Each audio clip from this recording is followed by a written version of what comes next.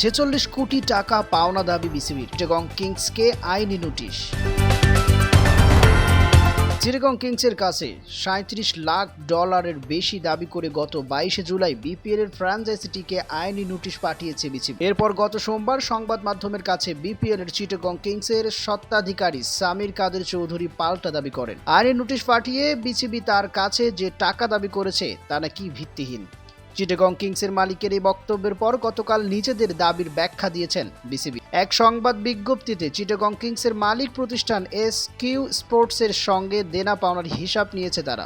এক সূত্রে জানিয়েছে, বারবার শর্ত পূরণে ব্যর্থ হয়েছে ভবিষ্যতের এসকিউ স্পোর্টসকে কোনো ফ্র্যাঞ্চাইজি না দেওয়ারও নাকি সিদ্ধান্ত নিয়েছে বিসিবি। এর আগে বিপিএল এর প্রথম 2 আসরের পাওনা পরিশোধ করতে ব্যর্থ হওয়ার চিটাগং কিংসের সঙ্গে চুক্তি বাতিল করেছিল বিসিবি।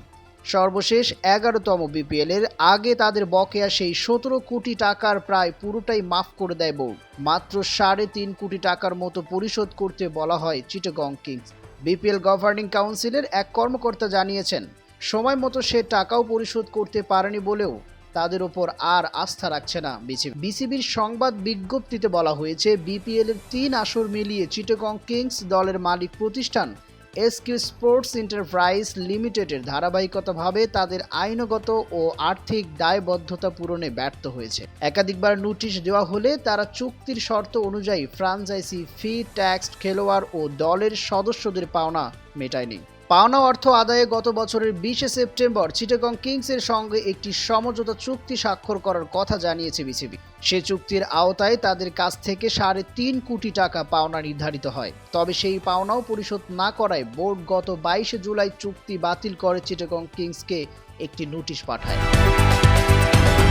সঙ্গে সুদে আসলে বকেয়া হালনাগাদ করে তাদের কাছে মোট $37,82,156 দাবি জানায় বিসিবি। এতে যোগ হয়েছে বিপিএল এর প্রথম ও দ্বিতীয় আসরের বকেয়া অর্থের সুদ। চিটাগং কিংসের কাছ থেকে পাওনা আদায়ের জন্য বিসিবি সব ধরনের আইনি পদক্ষেপ অব্যাহত রেখেছে বলে উল্লেখ করা হয়েছে সংবাদ বিজ্ঞপ্তিতে। এই বকেয়ার বাহিরে SQ sports enterprise limited BPL এর সর্বশেষ আসরে খেলোয়াড়, কোচ, হোটেল ও সরবরাহকারীদেরও অনেক পাওনা পরিশোধ করেনি বলে দাবি বিসিবির। একটি সূত্র জানিয়েছে, প্রাইজ মানি এবং রাজস্বের ভাগ সমন্বয় করার পরও এই পাওনার অঙ্কটা 70 থেকে 80 লাখ টাকার মতো। বিসিবির দাবি সম্পর্কে জানতে চাইলে আজ মুঠোফোনে সামির কাদের চৌধুরী প্রথম আলোকে বলেন, সাবেক প্রেসিডেন্ট ফারুক আহমেদ আমার সঙ্গে এগ্রিমেন্ট করেন। ওই এগ্রিমেন্টের কাগজ আমি আজ পর্যন্ত পাই নাই। আমি সই করে বোর্ডে পাঠিয়ে দিয়েছি, কিন্তু আমাকে কখনো সই করে এটা দেওয়া হয়নি। আমার সঙ্গে আপনার যদি একটি চুক্তি হয়, 2 পক্ষেরও সই লাগবে। বিসিবির সঙ্গে এসকিউ স্পোর্টসের আরবিট্রেশনের কথা উল্লেখ করে তার পাল্টা দাবি, এখন যে আমাকে লিগেল নোটিশ দিয়েছে এটাই বেআইনি। কোর্টে যদি কোনো বিষয় থাকে আপনি কি লিগেল নোটিশ দিতে পারেন বলে সামির কাদের চৌধুরীর বক্তব্য।